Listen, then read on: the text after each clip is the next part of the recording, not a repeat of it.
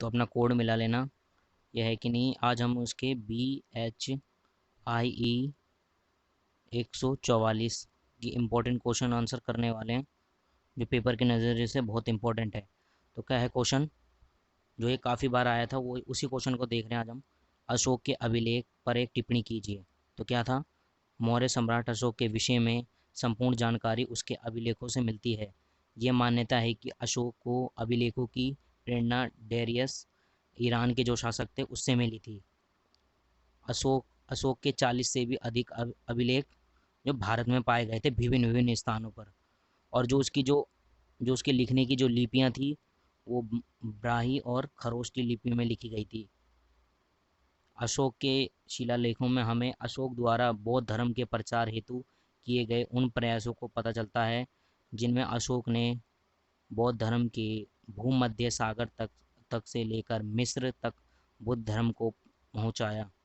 मतलब जो था, इन्हें जब उसने कलिंग का युद्ध हुआ था, उसके बाद आपको ये पता होगा कि अशोक ने बुद्ध धर्म को अपना लिया था, बौद्ध धर्म को। तो उसी के बारे में है। तो उसने मिस्र से लेकर बुद्ध धर्म को पहुंचाया भूमध्य सागर तक। अंत यह भी स्पष्ट है हो जाता है कि मौर्य कालीन में राजनीतिक संबंध मिस्र और यूनान से जुड़े हुए थे। तो और देखते हैं आगे क्या है। इन शिलालेखों में बुद्ध धर्म की बारीकियों पर काम सामान्य मनुष्य को आदर्श जीवन जीने की सीख देती है। जो जो इस शिलालेख में बौद्ध धर्म के बारे में भी दिया गया है। तो जो जीवन है, जो एक सामान्य जीवन है, जो अपना कैसा जीवन जी सकता है एक सामान्य व्यक्ति।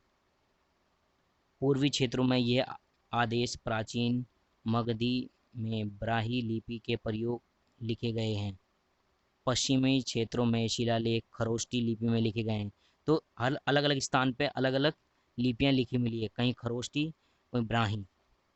एक शिलालेख में यूनानी भाषा प्रयोग की गई है, जबकि एक अन्य शिलालेख में यूनानी और आयरमेइक भाषा में द्विभाषीय आदेश दर्ज हैं।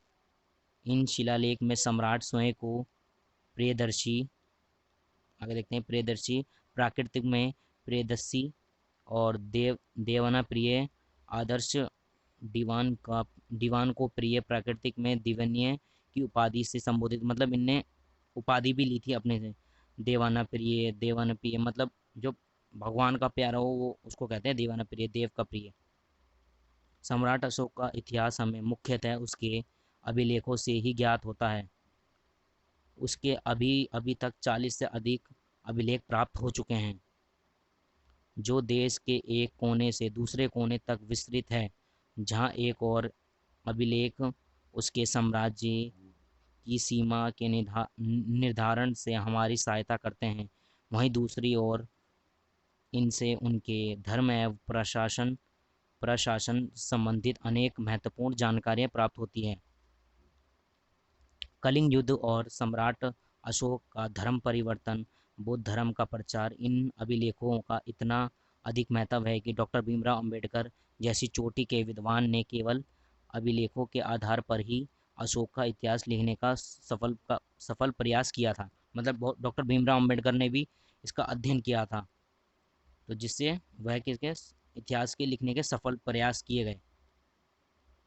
कहा जाता है कि यदि ये अभिलेख प्राप्त नहीं होते तो अशोक जैसे सम्राट विषय में हमारा महान सम्राट के विषय में हमारा ज्ञान सर्वथा अपूर्ण ही रहता।